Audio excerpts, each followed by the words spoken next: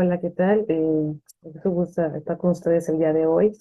Quiero agradecer muchísimo al comité organizador por tenerme el día de hoy aquí con ustedes en Ecos de Otorrinolaringología y Cirugía de Cabeza y Cuello en México, de parte del Congreso Nacional del ESMO 2024. Y pues el día de hoy les quiero presentar la cámara hiperbárica como tratamiento para la hipoacusia súbita idiopática.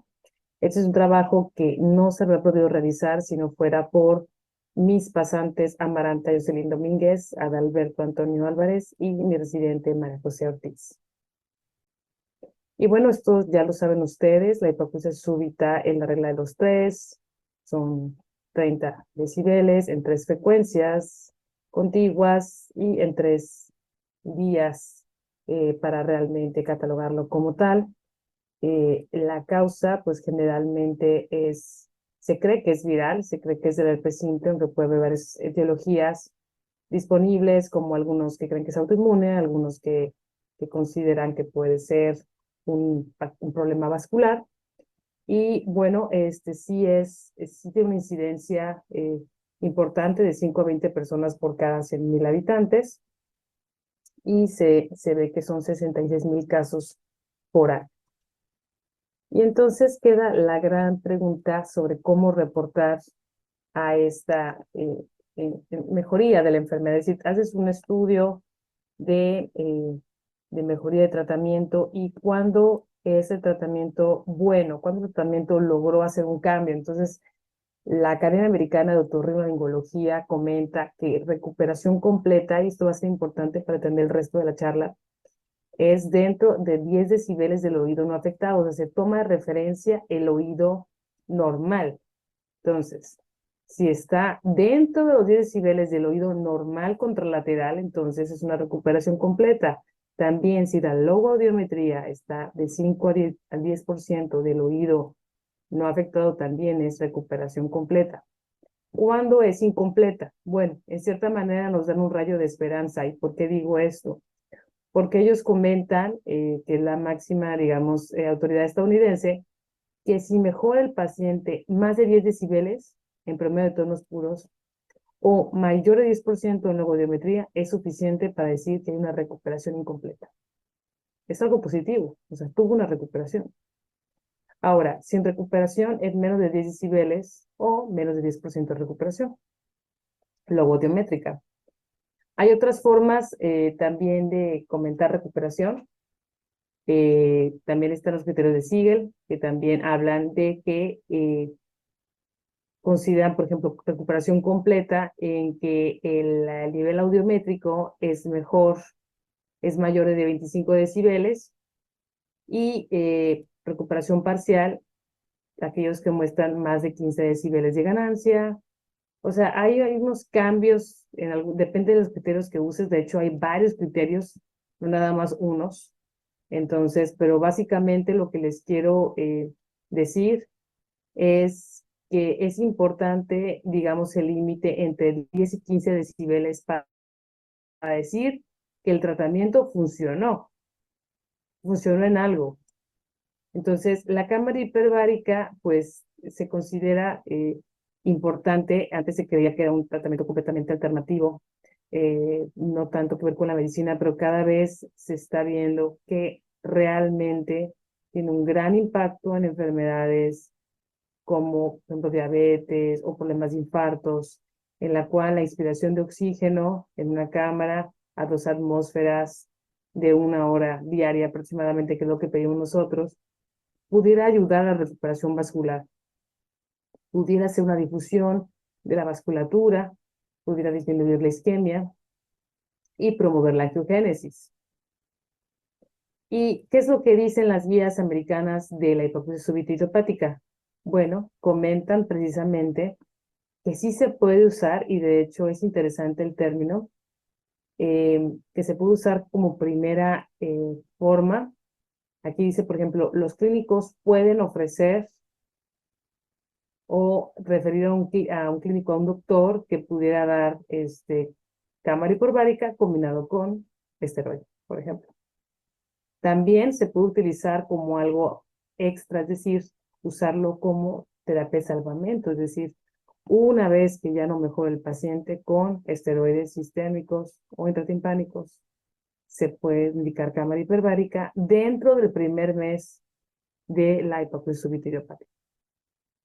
Entonces, esto realmente, ya vimos otros criterios de mejoría, sobre todo vamos a tomar en cuenta los criterios de mejoría de la Academia Americana, y ahora estamos viendo que las guías de la Academia Americana nos están apoyando para el uso de la cámara hiperbárica. Es muy, digamos, la vida como me llevó a la cámara hiperbárica realmente. Yo al principio tenía una idea pues errónea de la cámara hiperbárica, quizás tenemos mucho miedo a lo que es la cuestión del barotrauma.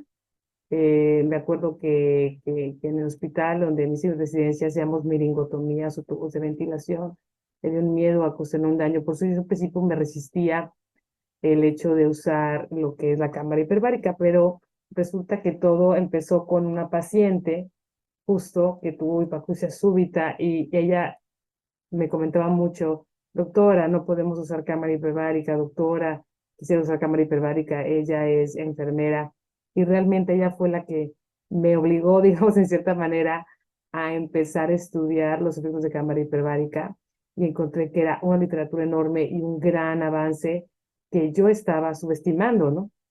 Entonces empecé a ver también que hay revisiones sistemáticas y metaanálisis en el cual juntan inclusive ensayos clínicos controlados, en el cual definitivamente estos son los forest plot, que es la forma de graficar un metaanálisis en el cual ponen cada uno de los estudios, por ejemplo, aquí ponen cada estudio con su año, ponen el peso que es pues lo que le da, digamos, en cierta manera, mientras más pacientes tiene mayor peso el estudio, y podemos aquí graficado, es decir, vemos la medida de los datos, vemos el intervalo de confianza y vemos finalmente el rombo en el cual podemos dar la suma de todos los estudios como quedó finalmente.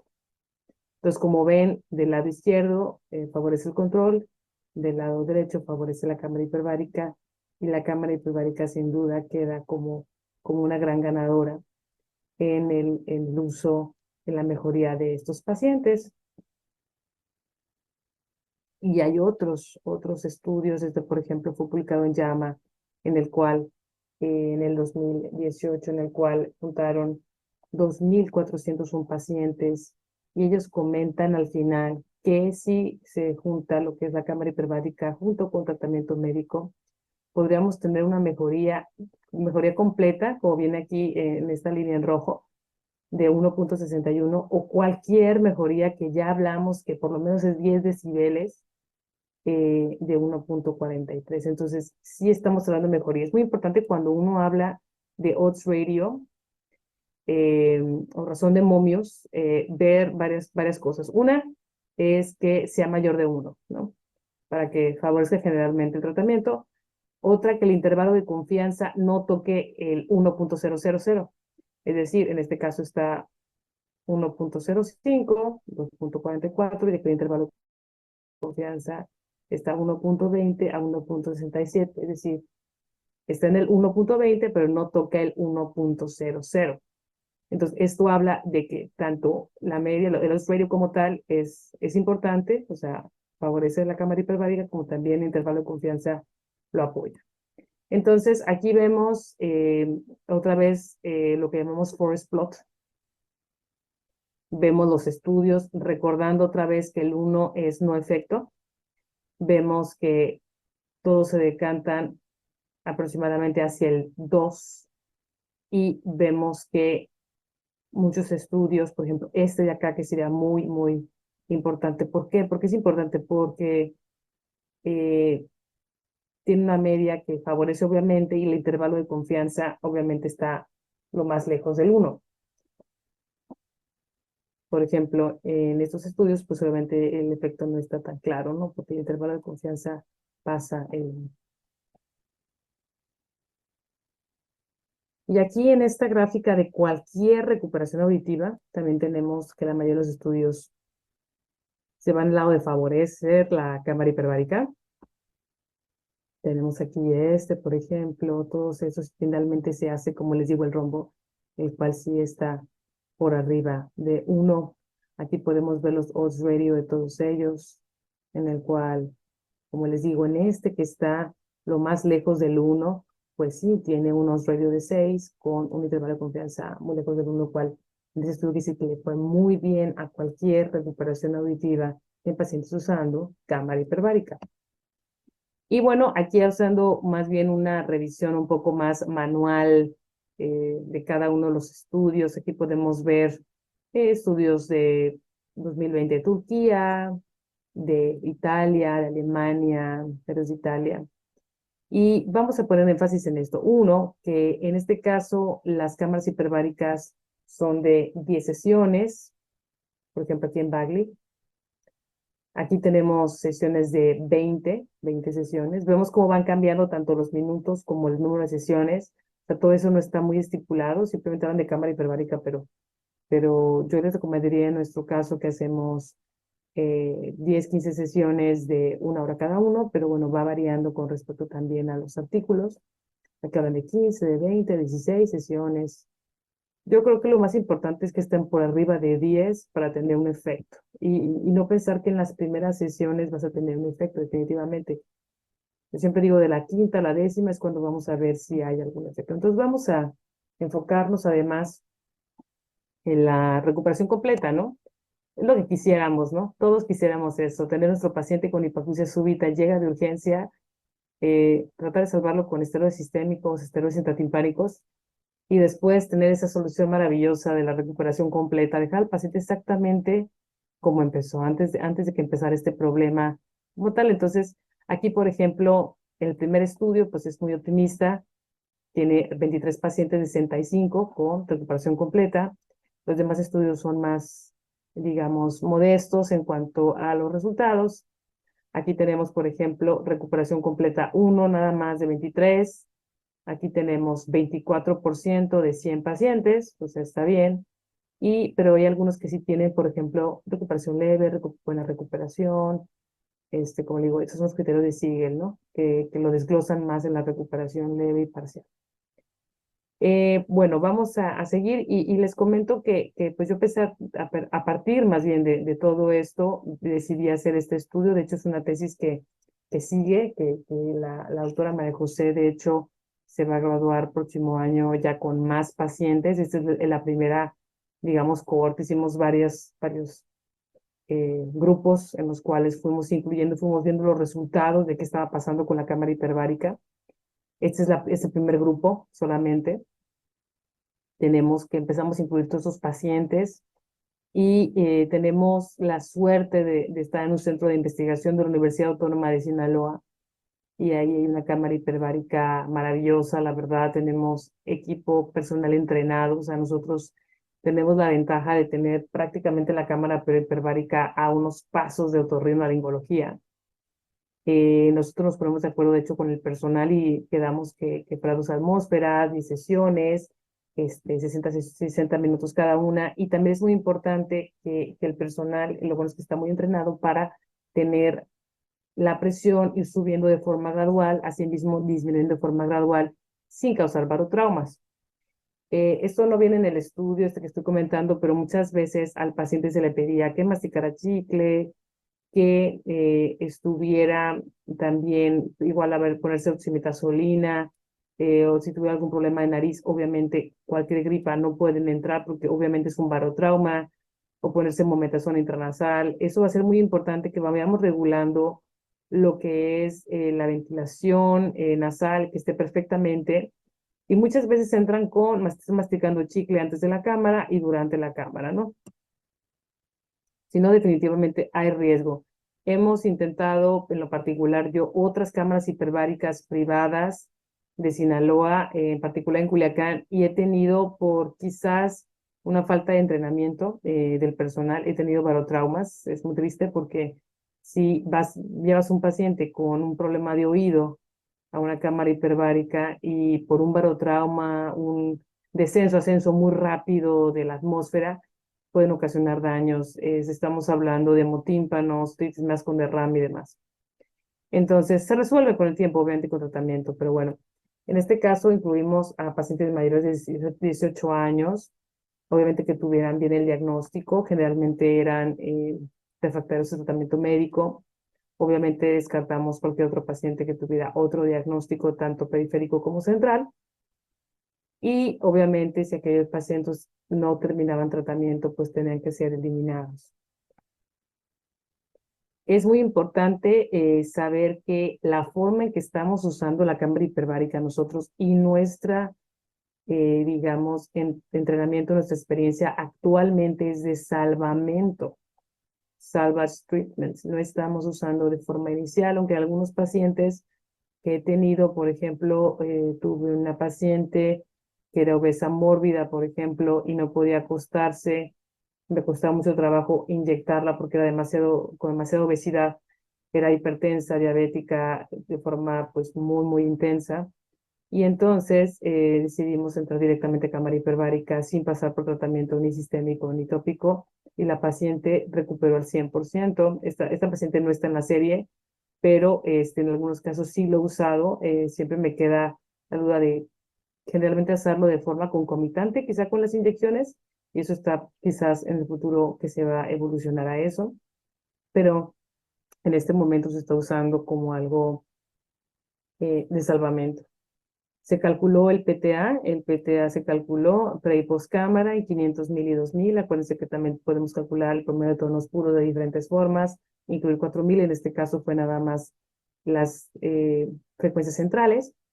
Y bueno, entonces después de concluir la cámara, hacíamos estudios antes de cámara, después de cámara, obviamente, y tomamos en cuenta estos criterios, recordando que estamos usando el 10 decibeles, yo creo que de forma didáctica, les puedo decir que 10 decibeles es como lo más importante para saber si realmente lo que hicimos en la consulta tuvo un impacto en el paciente. Y bueno, entonces tenemos también la mejoría con auxiliar auditivo. Tenemos tenemos que ver que si la audición, que la recuperación parcial nos permita, a veces no podemos lograr una recuperación completa, 100% completa, es decir, 10 decibeles, entre 10 decibeles similar al oído contralateral sano, pero a veces podemos lograr una hipoacusia de 60 decibeles, digámoslo, para que pueda ponerse un auxiliar auditivo, por ejemplo, y de esa manera lograr una audición funcional.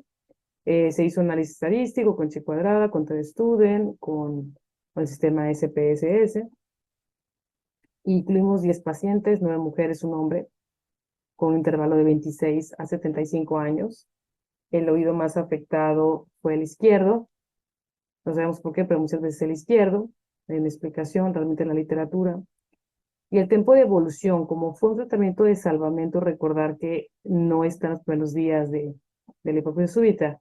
En lo que inyectamos, también la inyección es un tema de controversia, pero se inyecta una vez a la semana o 2 o 3 veces a la semana.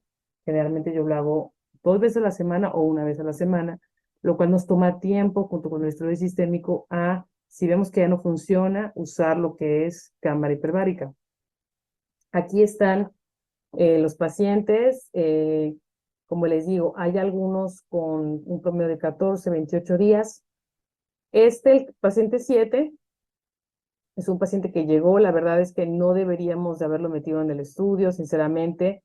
¿Por qué? Porque va muchos días y sabemos que después, sinceramente, la Academia Americana comenta que es un mes. Yo sí hablo con los pacientes y les explico que el porcentaje de recuperación es bajo. Por lo menos me voy a máximo 3 meses. Ya después de eso, inclusive 3 meses, ya no va a responder a nada, ni inyecciones, ni a esteroide sistémico, ni a nada. Pero realmente lo que dicen las guías es un mes para tener el mejor resultado que podamos tener. Sin embargo, esta paciente estaba pues muy, pues deseosa, presionando y presionando. Dijimos, bueno, pues podemos intentar con este cámara hiperbárica. Obviamente, el paciente número 7 lo van a ver, no funcionó, no mejoró en absoluto, pero lo que les quiero decir es lo que sí funcionó, sí funcionó. Ahora, el paciente número 1 es una paciente con hipoacusia súbita más en tonos o graves. ella empezó con hipoacusia súbita en graves, por eso no se ve reflejado aquí el PTA. Acuérdense que el PTA es 500,000 y 2,000. Pero ella tiene una acúfeno incapacitante después de la hipoacusia súbita en graves, la cual se recuperó parcialmente con las inyecciones intratimpánicas y quedó realmente en 8 en PTA. Pero lo más importante es que independientemente de la ganancia auditiva, les digo en el PTA porque se vio reflejada en una normoacusia en graves, fue la disminución o casi quitar completamente el acúfeno incapacitante que tenía la paciente. Pero creo también que se fijen en los pacientes, sobre todo número 3.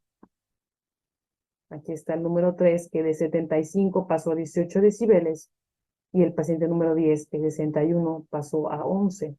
Entonces estamos viendo, si recordamos los criterios de mejoría, que inclusive mejoraron 50 decibeles. Prácticamente quedaron normales. ¿Por qué? Porque el paciente 3 quedó en 18 y el paciente 10 quedó en 11. Vemos el paciente 9 de 25 a 11. Este no mejoró. Obviamente es el paciente problema que hicimos una cámara hiperbárica demasiado tardía que no deberíamos haber hecho. Pero si vemos la cantidad de mejoría, aquí tenemos una mejoría de 25, una mejoría de 15, 15, 15, 5, que sería no mejoría, o mejoría muy poca o nula, y aquí 11, que tampoco entraría, bueno, entraría en los criterios de la Academia Americana porque sería mayor de 10, pero no en los criterios de Siegel, y en 50. Entonces, ¿qué es la mayor mejoría que pudimos encontrar? Paciente 3 y paciente 10, una recuperación absolutamente espectacular con una mejoría de 50 decibeles. Ahora, si lo vemos en las gráficas, en esta otra gráfica que es del 1 al 10, vemos también cómo estaban en azul y cómo terminaron en lo que es el rosa. Entonces vemos los cambios de forma gráfica de cómo fue el cambio tan increíble que tuvieron estos pacientes con la cámara hiperbárica como salvamento. También ustedes me dirán, bueno, entonces, ¿cuál era la media, no? La media de estos pacientes. Pues la media precámara era 62 y la media poscámara era 43, esto siendo estadísticamente significativo, aunque sabemos que son muy pocos pacientes, que son 10 nada más. Y bueno, para aquellos un poco escépticos que dicen, bueno, ok, mejoró la tonal, ¿y qué tal la logoaudiometría? Yo te puedo decir que la logoaudiometría, si nos vemos otra vez en nuestros pacientes estrellas, que es el paciente 3, volvemos al paciente 3 que está en rosa, el paciente 10 que está en rosa, vemos que mejoraron de tener una logometría 100% en 90 decibeles precámara a un 100% en 40, a un 0% de discriminación fonémica precámara a un 100% en 45. La verdad es algo sorprendente. Como les digo, también les comentaba al principio de esta plática de la paciente que tenía yo, o que era muy obesa, que no podía recibir ningún tipo de tratamiento y también llegó a una normoacusia nada más con cámara hiperbárica.